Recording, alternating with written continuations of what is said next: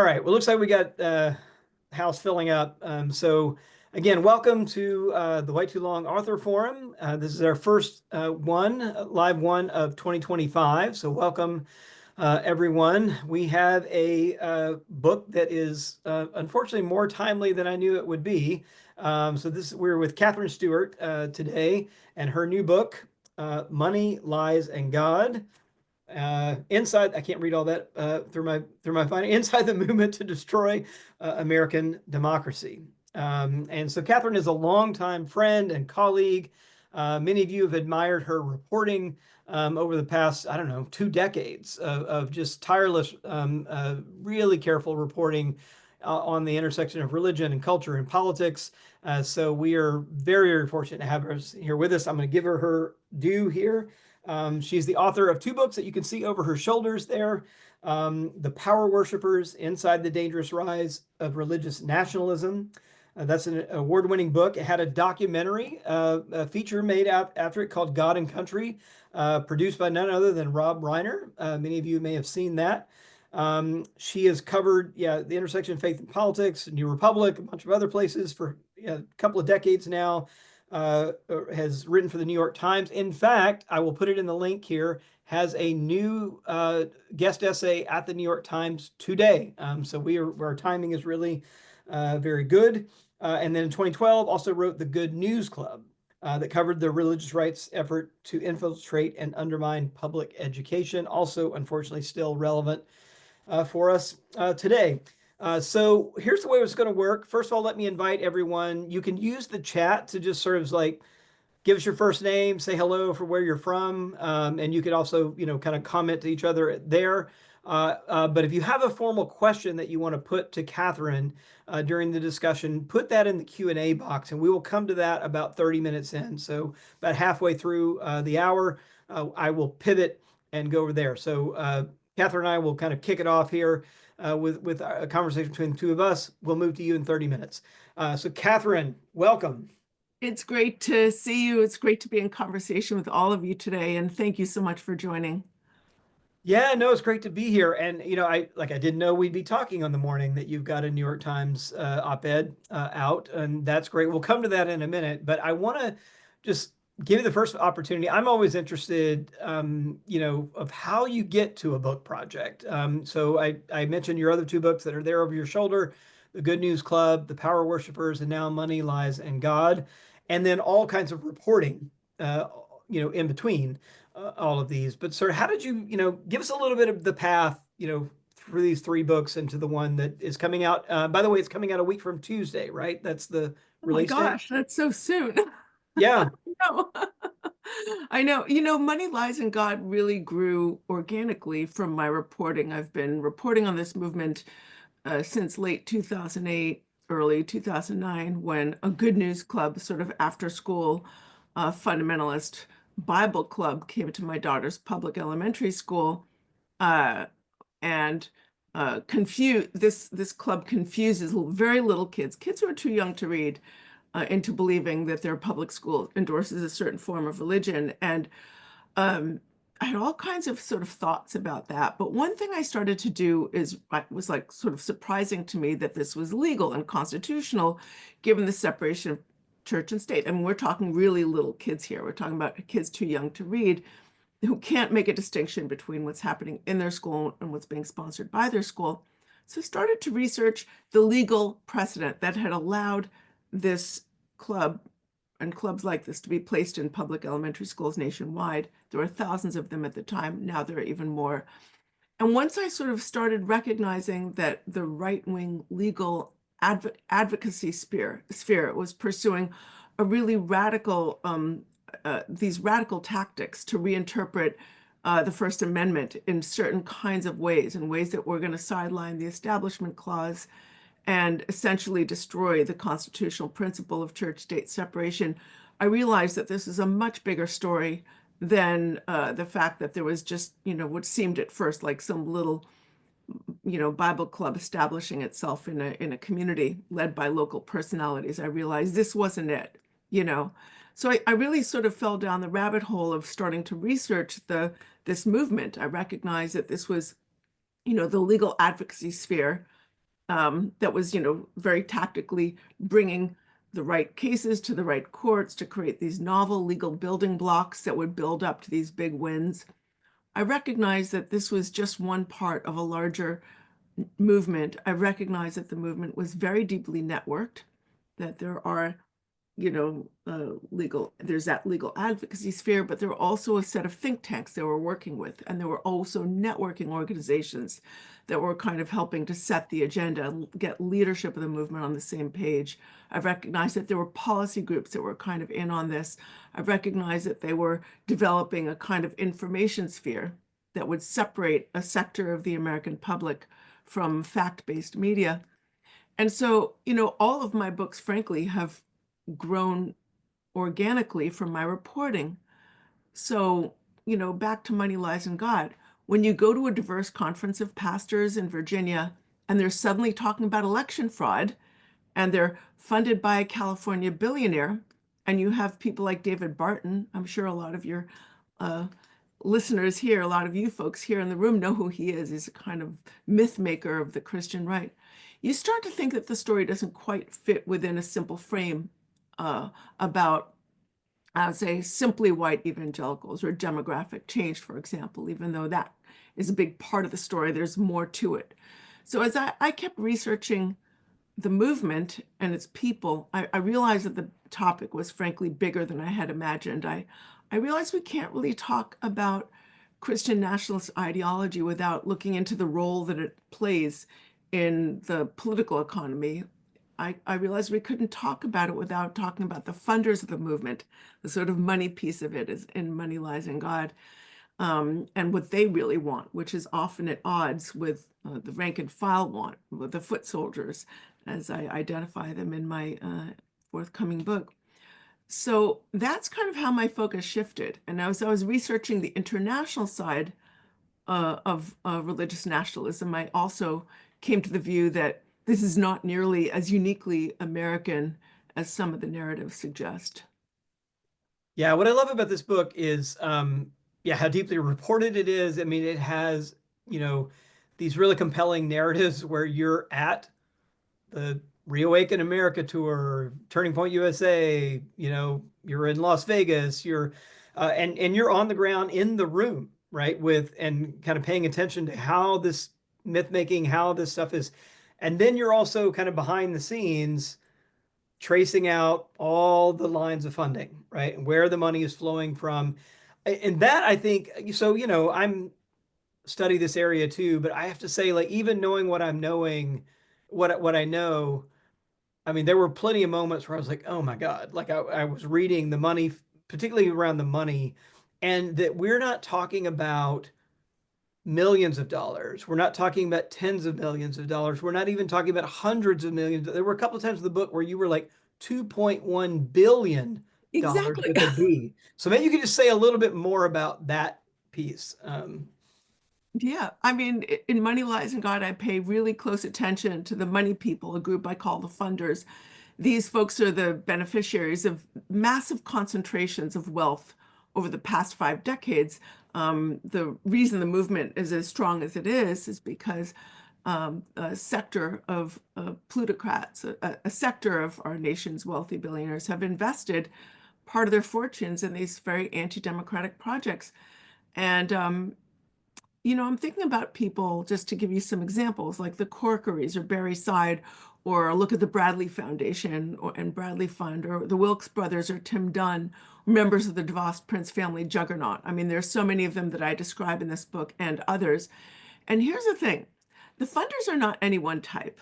Some are Catholic, some are evangelical or other varieties of Protestant, some are Jewish, others are frankly atheistic and seem to believe in nothing more than money itself. But they all agree on one thing, which is the need to crush liberalism and what they call the administrative state. So, I mean, it's really interesting because a lot of them want low taxes or no taxes for the rich. Um, they say that they want sort of like almost like a libertarian economic environment in which they can just sort of develop their businesses without government interference, but at the same time, many of them want government subsidies. I mean, Elon Musk is a huge recipient of government subsidies, and they want privileged contracts as well, that will protect their monopolistic businesses. So a lot of them are really motivated by money, but how on earth are they going to get the little people to vote for politicians who are going to give them the policies that they want? Right? You get them distracted by these culture war issues.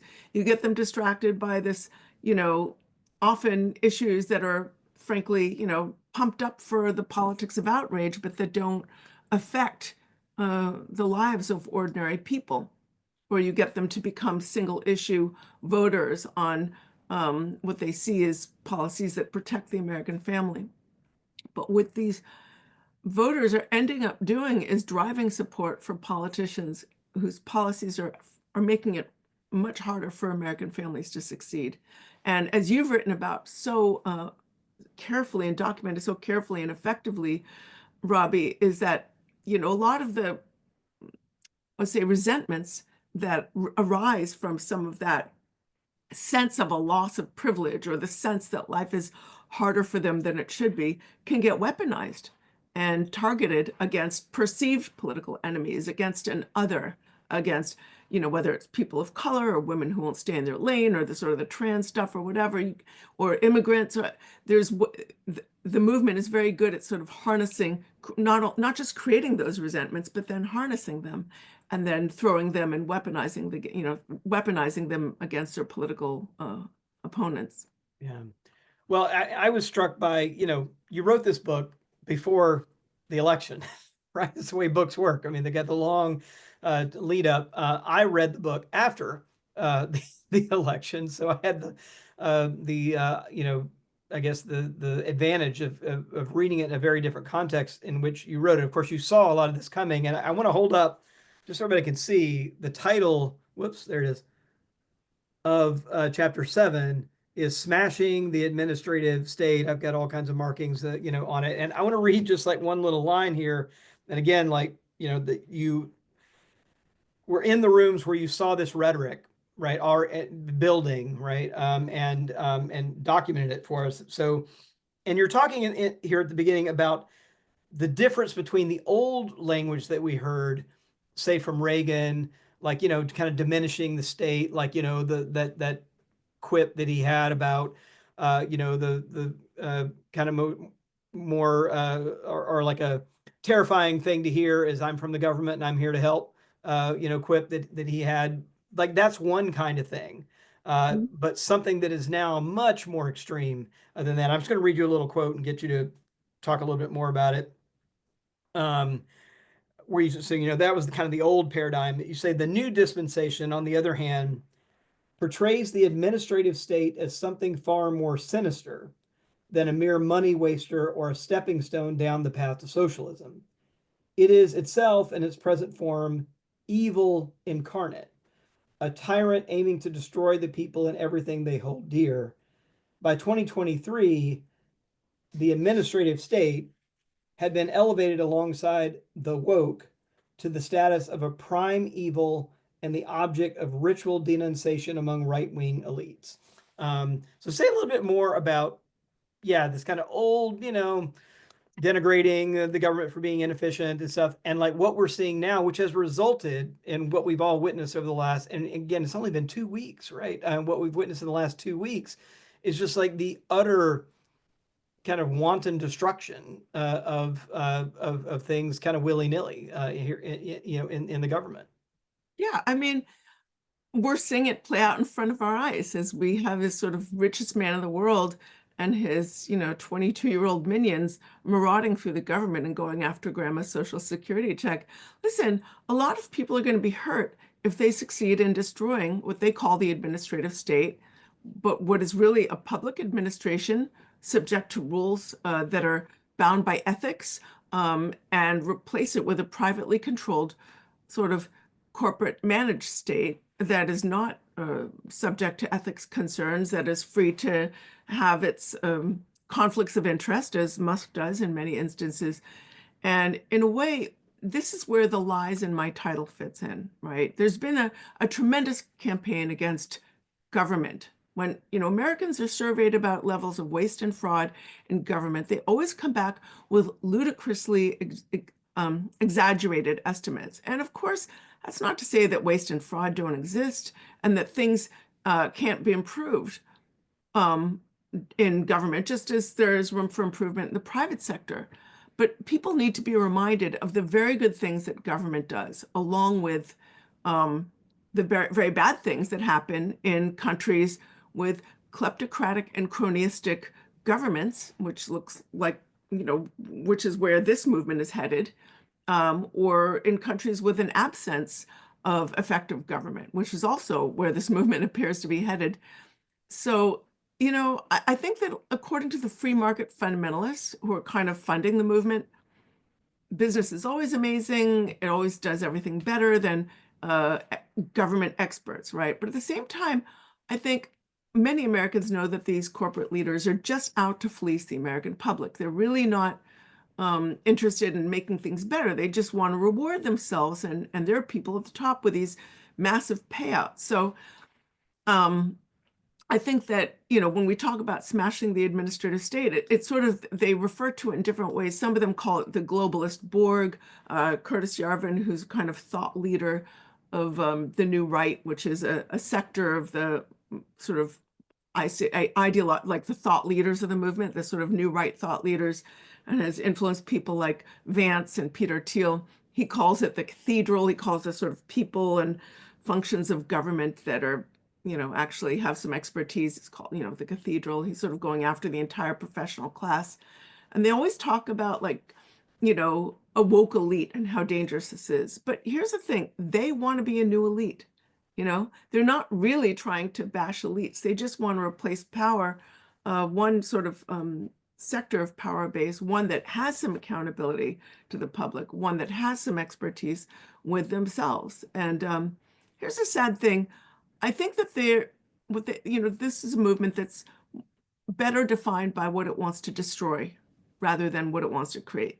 So they want to destroy the actual functions of government. They deride expertise because they know very well that expertise and experts who are like accountable to the facts and reason are an impediment to autocratic governance. And they really want autocratic governance. I mean, Yarvin is really open about that. He says he wants monarchical rule.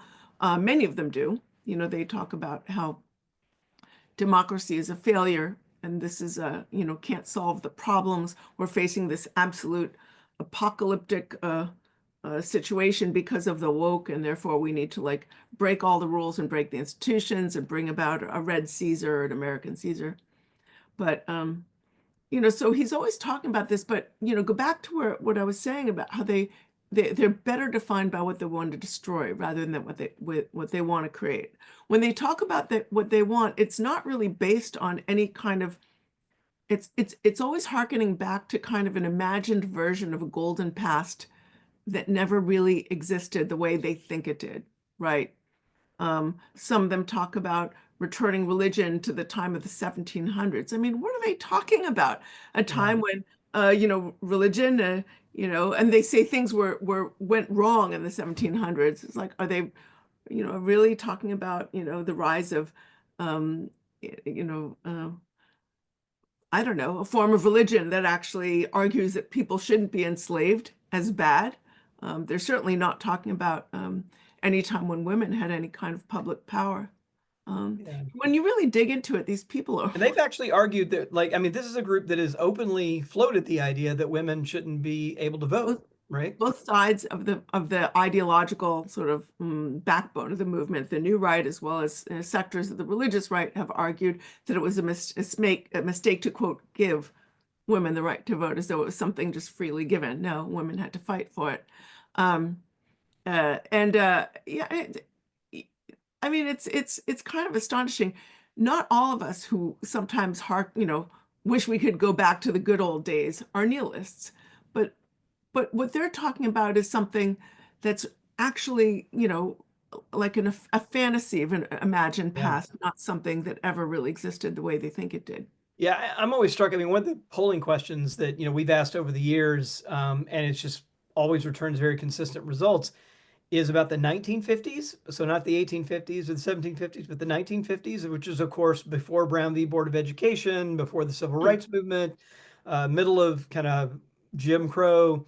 And when we ask people, do you think American values and way of life has changed for the better or changed for the worse since the 1950s? We get two-thirds of Republicans and like three-quarters of white evangelicals saying, "Oh no, they've changed for the worst since Well, 1950s." Two-thirds of I, Democrats saying it's changed for the better. Well, here's the interesting thing too about the 1950s.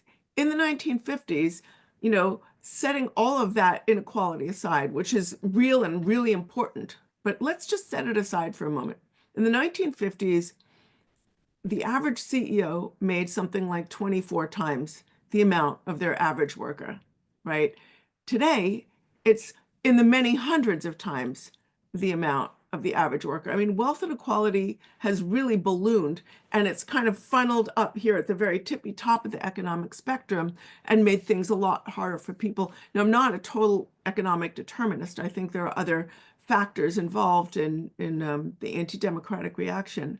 But this is one thing when they harken back to the 1950s and they're thinking of the time they say, white Republicans are thinking, well, in the 50s, my dad could buy a house and my mom was able to stay at home while the kids were growing up and, take care of us and we could afford vacations and my dad worked in a factory when unions were strong. I mean, you Yeah. know, and yet they're trying to destroy all of this stuff that was the policies that the politicians they're voting for are endorsing are intensifying wealth and now graft at the very top of the economic and political spectrum. And meantime, making life harder, making, the destroying public education, which was actually quite strong in the 1950s, Mhm. obviously Yep. variation, but nobody then was trying to destroy the public schools.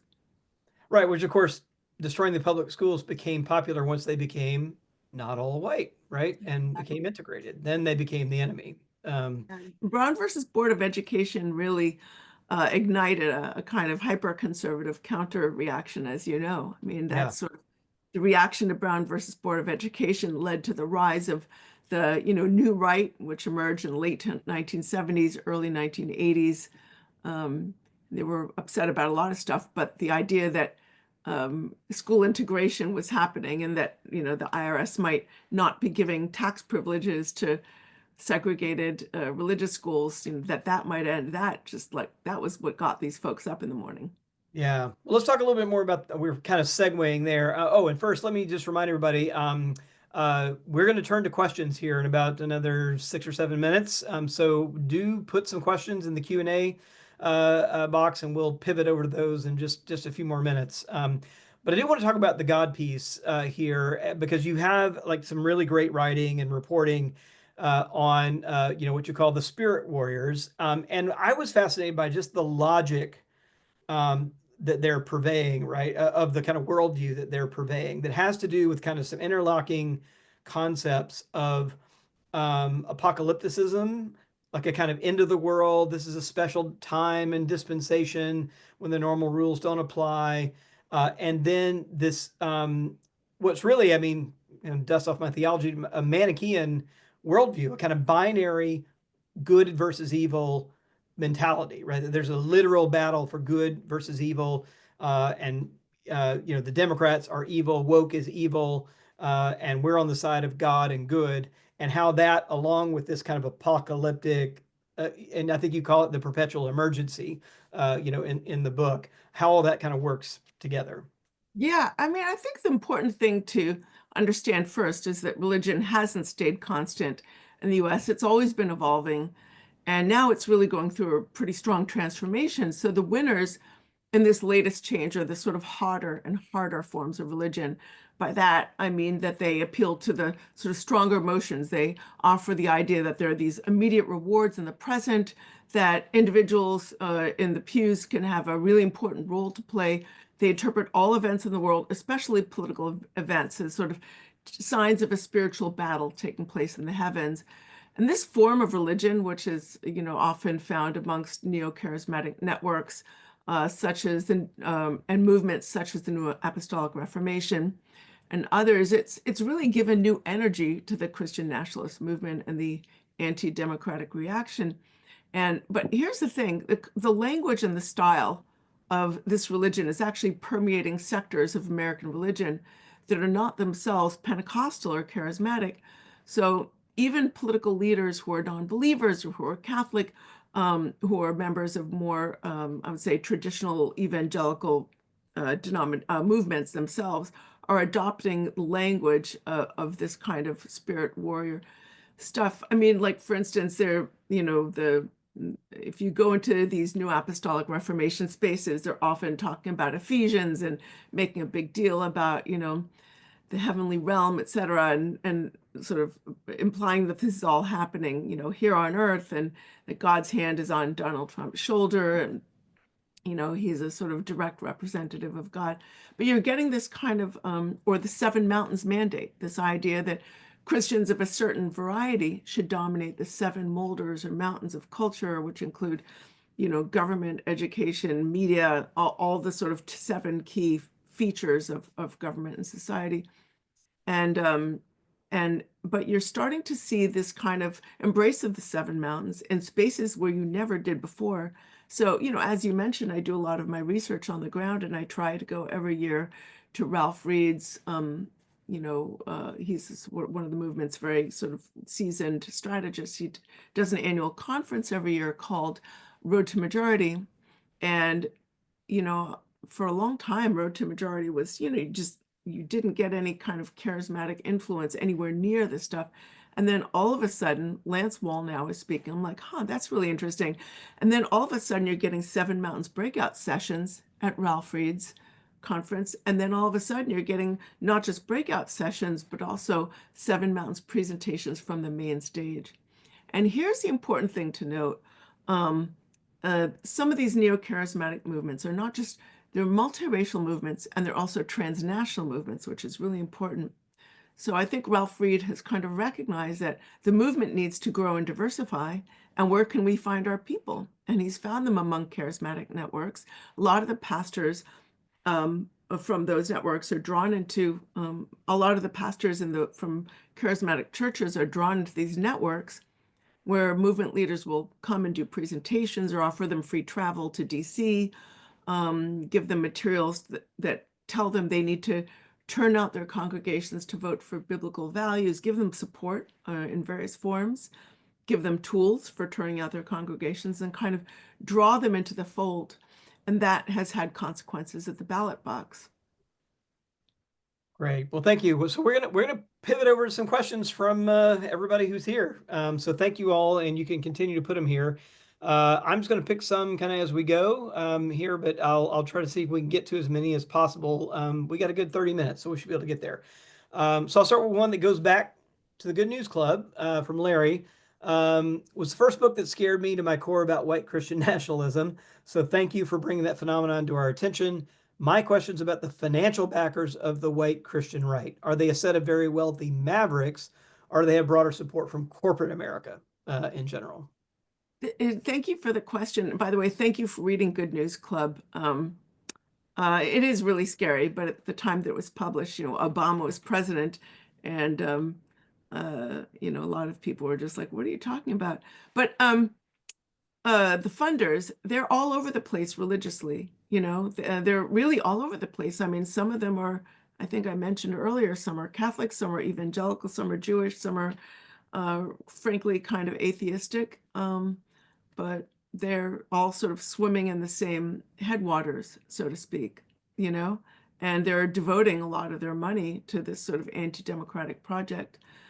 So I wouldn't call them all mavericks necessarily. I mean, the other thing is that when you start researching this movement, there's a sort of second tier of funders. I do write about some of them in Money, Lies, and God, where you just sort of be surprised. Oh, wow, how is this, family funding this stuff? Like I focused on this one initiative called Faith Wins, which is it's this initiative, they're drawing pastors around the country into this network, and they do presentations in churches where they, often mid-sized churches, where they bring in a few dozen pastors or maybe 50, And you have like national leaders like David Barton or his son Tim, or Chad Connolly from the Council for National Policy doing these presentations, and other pastors. They bring in sort of elections integrity specialists like Hogan Gidley, who does a job in the first Trump administration. They talks about how the Democrats are stealing votes, et cetera.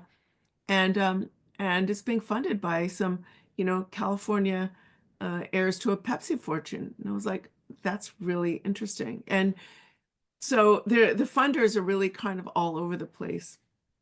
One of the interesting things about having been a reporter in this area for a long time is you have interesting sources. People reach out to you, people who know some of, I'm not speaking specifically about any of these particular funders, but sometimes when you write about some funders, you hear from people who know them, and they're like, I mean, like they're not religious at all. It's all just window dressing. They just want their tax cuts, you know, and they want Yeah. policies that are going to justify their massive concentrations of wealth.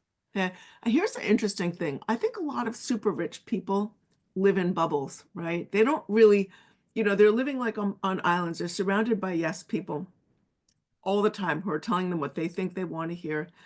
But over the walls, they can kind of hear like the voices faintly of their critics who are saying, really, you should be paying your fair share of taxes. You should be, taking better care of the sort of the communities, your employees or whatever.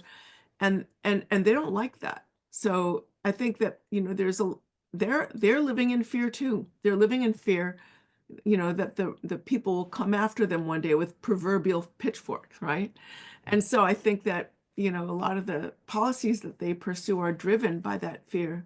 It's deeply irrational. I mean, the idea that they are going to, you know, destroy democracy, that's going to, help them in the long run is sadly mistaken. It's like, yes, it might fatten their pocketbooks, in the short term, but they're destroying the sort of the conditions of life from which we all derive, you know, uh, so many benefits. Yeah, I want to jump in on just while we're on the money thing, a quick follow-up that gets to a couple of other questions that are here. You talk, I think, very helpfully about really how there isn't anything like the kind of infrastructure on the left that there is on the right, and how it operates very differently. Yeah. Are the choices that the funders on the right have made about how to build something, it looks very different from. I think there's a scale and a strategy difference, and maybe you could talk a little bit about that. Yeah, I mean, sure, there's money on, when I use the term left, I'm talking about moderate liberal, left, sort of very broadly speaking. The money on the right is, there's money on the left too, but the money on the right has been smarter. They invest in infrastructure, organizational infrastructure, institutions, and they invest in people so that people know that they can secure their economic future. They do leadership development, they do mentoring, you know, and on the left, it's more like the investments often go to technocratic solutions or organizations that are working in silo and not working across purposes with other organizations. And sometimes they'll fund individual politicians or campaigns, but if that individual loses the campaign, the money goes away. And meanwhile, if you funded a movement, if you funded a networked infrastructure, the money can be used in other ways. So, I remember in the run up to the 2024 election, it was so annoying to me when people were like, oh, the Trump campaign doesn't have enough money to pull this off. I was like, they don't need the money. Turning Yeah. Point USA has the money, family, focus on the family has the money, you know, uh, uh, Faith and Freedom Coalition, the sort of, all the pastor networks, they're the ones that have the money. They're the ones that are running this incredible voter turnout machine. And they get their people out in disproportionate numbers. That's how they win elections. Here's something we need to remember. We, that is those of us who actually would prefer to live in a democracy rather than some kind of kleptocratic, nepotistic autocracy, represent a majority of this country. But, the movement, in a country where 40 to 50% of people don't bother to vote, you don't need a majority to win elections. You just need to turn out your people. And they did that in this last election. and whereas Democrats did not in the same numbers. If you look at the exit polls, Trump got pretty much the same amount of votes he got in 2020, but there was depressed enthusiasm on the Democratic side. And I don't want to get into the reasons for that, but the failure to sort of go after the base, go after low propensity voters, which is what they do. Here's the other thing. Yeah. I was at I'm sorry, I'm going on and on, but like I've got so much to say about this. No, no, yeah. I've just been struck by like I'll say one more thing, and I'm going to get us to a different topic, but I don't know of anything that exists like the Leadership Institute, the Claremont Institute, on kind of anywhere center or left. Just those two, right, by themselves, Or the right? Yeah, Council for National Policy, yeah, or the right. first, all of these sort of policy networks, all of these leadership networks that sort of get the different factions of the leadership on the same page. But here's like the good news. I think that, the movement consists, and I really get into this in my fourth in Money, Lies, and God. The aims of the different factions of the movement are often at cross purposes. So even though they're sort of rowing in the same proverbial boat, there are a lot of fissures that can and should be highlighted. Yeah, and I appreciate that's at the end of the book. You talk a lot about there's this appearance, right, of kind of one direction, but like I've thought this too. Like even on abortion, like Trump is not a pro-life president. He's just not, right? And somehow they've been able to kind of just push that to the side and keep everybody together. But there are these like really important fissures that you point out that ultimately could be used, right, to kind of make some headway here. So somebody's Tierra, if I've got that right, is asking about Elon Musk, and particularly asking about apartheid, South Africa, his connections there. So that, but I also just add into this, like, what do you make of Musk being just turned loose to run Oh my amok gosh, here? Musk turned loose. I mean, it's disgraceful. I can't really speak to his history, although you see stuff, I've read stuff about it, and I don't want to get into his family history about that. But it kind of shows a kind of moral bankruptcy of the movement. This is a movement that, claims to revere the founders, but the idea of turning, and they claim to revere the Constitution, but the idea of turning uh, our government over to uh, the richest man in the world. Oh, here's the other thing. They always claim to represent like a populist movement. They've got Steve Bannon out there speaking with his dumb, flak jacket and sort of talking about he's there for the hobbits in the Shire. No, I mean, Musk he's got multiple conflicts of interest. He's out to enrich himself and his buddies. He wants to talk about government efficiency when he himself is like the richest man in the world, and he's hired a bunch of kids. Kids. I mean, you feel terrible criticizing them because they're so young, but at the same time, I mean, some of them have like just horrible stuff on their social media, like overtly racist, and you sort of feel like, is that what appeals to Musk about these kids that they've got, some of them have these appear to share some of his biases. I mean, it's really, this is not at all the idea of what people like Thomas Jefferson or Abraham Lincoln or Frederick Douglass or so many of the other folks who they claim to revere had in mind when they were talking about forming a more perfect union. I mean, I'll say one thing about Musk on my end. It's not lost on me, and maybe this, me being from the South, that his background in South Africa may not be irrelevant here. And I'll just two pieces to connect some dots. One is, I think we forget that USAID is, which he, targeted early and first, which makes up like 1% of the federal budget. So it's not like that's not gonna get the savings that they're really talking about, or if it's 1% of the federal budget. But USAID it's a form of soft power and diplomacy in the world, right? It is part of U.S. influence in the world, and it's not lost on me that it was a tool of dismantling apartheid in South Africa. It was supporting those on the opposite side of apartheid, and what went under the radar is that Trump, I don't doubt, with influence from Musk, uh, weighed in on a law in South Africa now, like last weekend, weighed in saying he was against a law that would allow some eminent domain to claim some land by the state.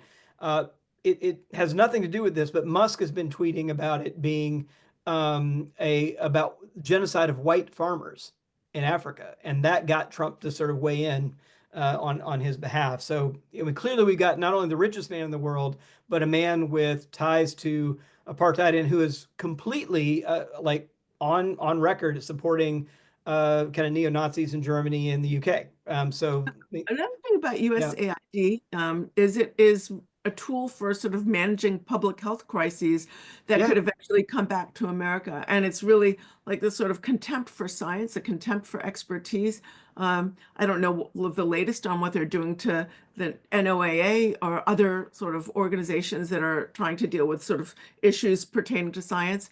Is really so potentially destructive to our nation in every way. I mean, if he thinks that, USAID, which by the way plays a huge role in stopping the spread of Ebola, like if he thinks that sort of destruction of those kinds of initiatives is not going to eventually, uh, have consequences well beyond the borders of those countries, he's sadly mistaken. yeah. So getting a lot of questions, not surprisingly, about what do we do, right? And that is you turn to this in the last chapter of the book, which I was really appreciative of. So, it's called The Way Forward. The last chapter is called The Way Forward. What can people do both just as citizens, and I think particularly there's a lot of people here that are connected to churches. So what can people do just in general? What can people do with their churches and communities of faith in the country? Thanks for that question. There are things we can do as individuals, and there are things we can really only do or do best when we join together with others. So, I'm not going to get into all the recommendations I have at the back of, at the end of Money, Lies, and God, because I don't have time for that. But I'll outline a few. I mean, first, as individuals, it's not just about voting, it's about getting your inner circle to vote, talking to others, working within communities of which you're a part, whether it's your school or whether it's your, in ways that are legal, of course, and whether it's your church. Um, Speaking of that, a lot of people are like, oh, I'm afraid to sort of do it within churches. They're not afraid at all. And look, pastors aren't to preserve their 501(c) status. They're not supposed to argue, to talk about voting from the pews. You can talk about values, and they do all the time, all day long. And by the way, I was at Road to Majority recently, and Matt Krause, who works with First Liberty, it's a right-wing legal organization, he was talking about all the things that their churches do to turn out the vote. And some woman raised her hand and she's like, I'm really confused. What about the Johnson Amendment? Has that been repealed? And he made a joke. He said, if a tree falls in the forest and nobody's there to hear it, did it even happen? The whole room laughed. And then he said, not a single church has ever been prosecuted on this. And if one is, please let me know. We'd love to take that case. I mean, that is going to, they're already doing it. Well, guess who's not doing it? It's like sort of moderate churches that aren't really doing it. And I understand why. Pastors want to sort of respect the law, and they also are ministering often to politically diverse congregations, and they feel like they want to stay focused on scripture. But it's really important to communicate values, values of equality, the values of pluralism, the values of justice to the, people with whom you are in community. And that's a really important thing. And then I think, when it comes to joining things we can do, local politics as an individual is really key. I mean, what do you guys think Moms for Liberty was all about? It was about minting a new generation of local activists who are going to try and tear down public education, but pursue a broader sort of far right agenda. When we step out of local politics, when we think someone else is going to handle it, they don't think that at all. They step into that gap. So it's really important to stay really involved in your community, to get involved in your local public school system, to stay abreast of what kind of laws and regulations and sort of, things are happening on the ground locally. And then sort of try and expand that circle. Once you're involved locally, you can get involved in more in sort of state level stuff. Then when it comes to things we can do when we join together with others, it's really helpful to get involved in institutions or organizations that are building a pro-democracy movement um, such as this one. I mean, it's really wonderful to be here in in communication, to be connected to your group. And I gather a lot of the folks here are also involved in trying to build sort of pro-democracy work in various ways. I heard a I mean, there's so many different avenues for engagement. Somebody the other day said something like, find someone who's like working in the solution, who you admire, and like do what they do. Like, we can't all do the same things, but if you find your path, that's where you're going to find the hope. People often say, like, where's the hope in this? The hope is in the action, really. Like, if you're working toward a solution, I think that's where the hope is. Yeah.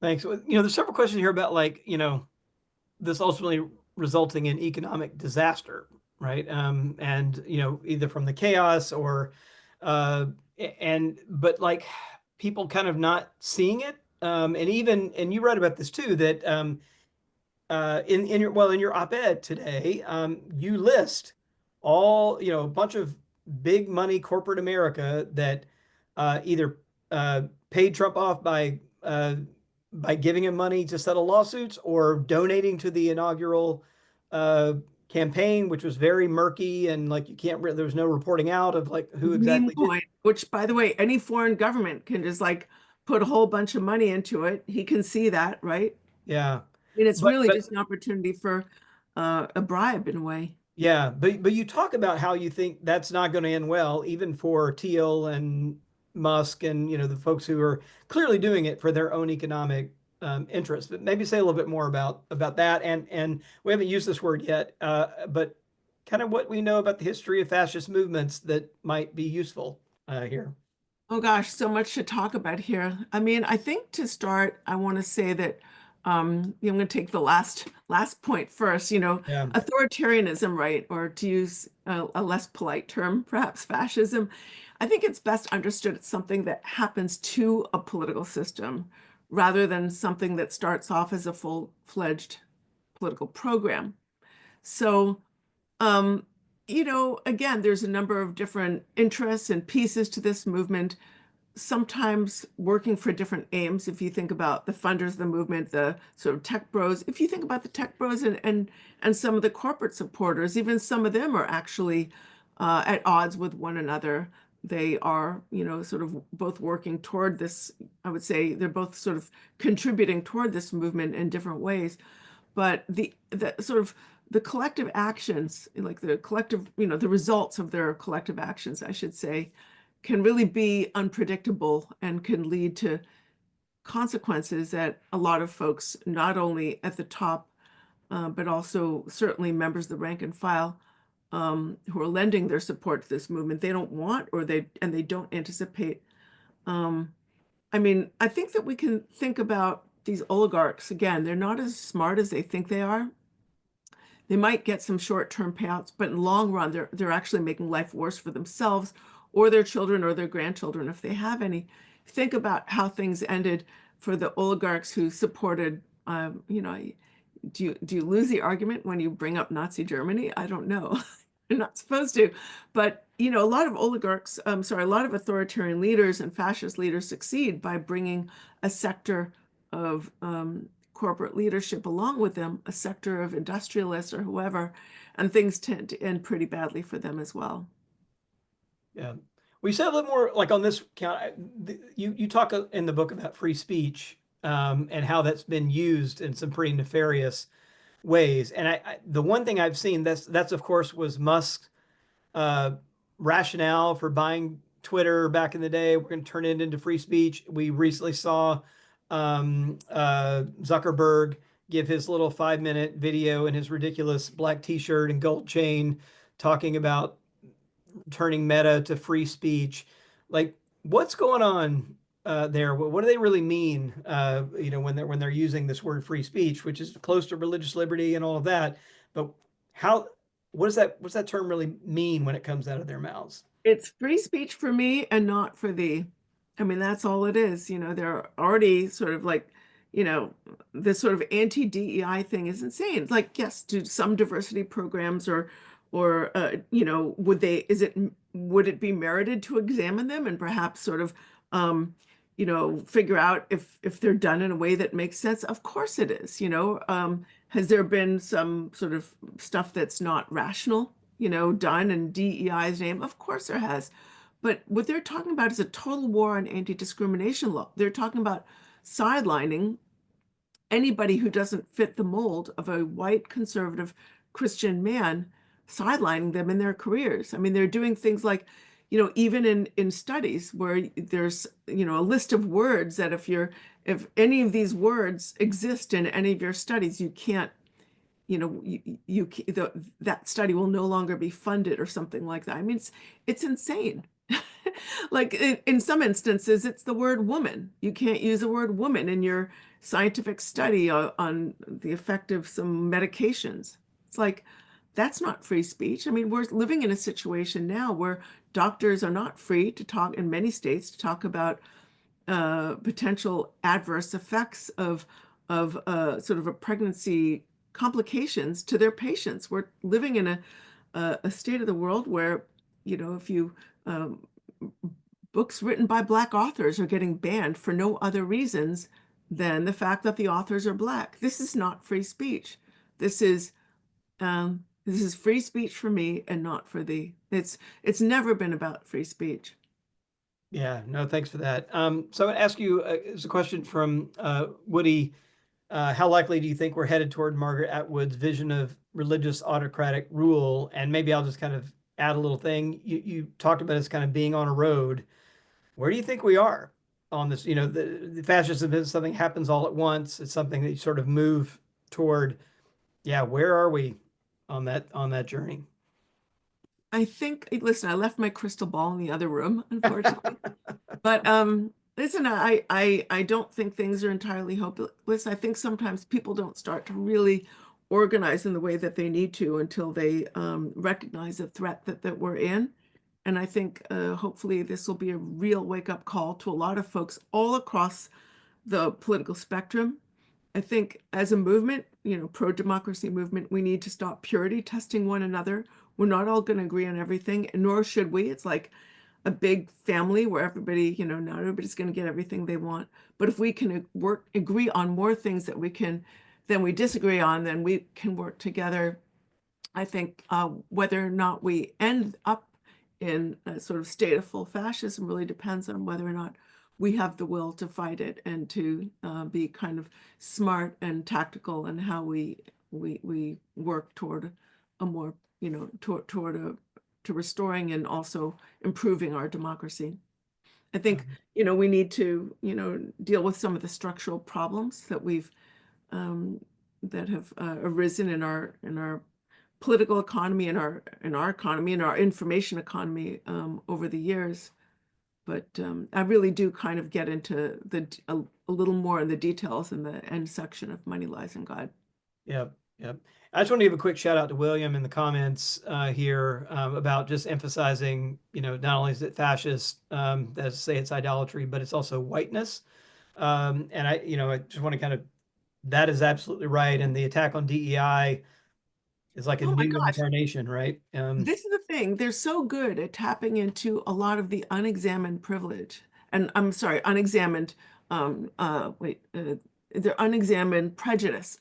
They're really good unexamined privilege, but also really unexamined prejudice. This movement is really good at tapping into unexamined prejudice on a lot of different levels, but especially with regards to race and racism. So, Yeah. um, And the use of things like the term people of faith to mean white, conservative, evangelical Christians, right? And it's then us. people It's of us, faith, the right? That's true people everybody, who but belong no. in the country, right? It's like Yeah. this sort of, and we're seeing so much of that sort of nativism, the sort of us versus them, the pure. So, religious nationalism is really like a way to sort of say it's the idea of who gets to properly belong in the country, who is a true representative of the nation, and who isn't. Yeah. And Well, look, there's, racism baked right into that, you yeah. know. No, absolutely.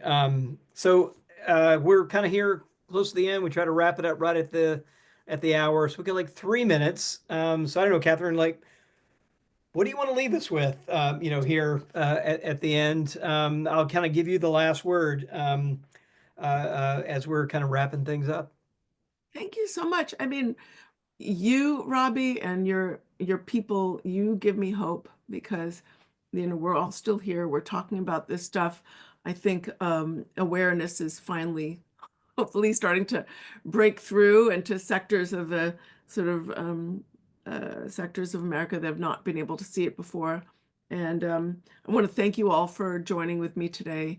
Um, Money Lies in God: Inside the Movement to Destroy American Democracy is on sale anywhere books are sold. You can follow me on Blue Sky at Katherine.Stewart at Blue Sky something. And I'm also still on Twitter at Kath S. Stewart. There are two S's in there. And thank you so much. At least there for the time being, I'm there. So thank you so much for being here.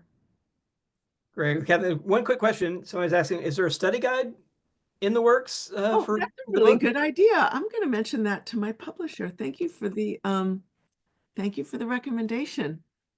That's Yeah, something you I could do should. today. Well, look, Catherine, I want to end by adding my own gratitude. You're someone who has been calling our attention to this, like I said, for 2 decades now through faithful, ongoing reporting, these really insightful and, in this case, like really prescient book.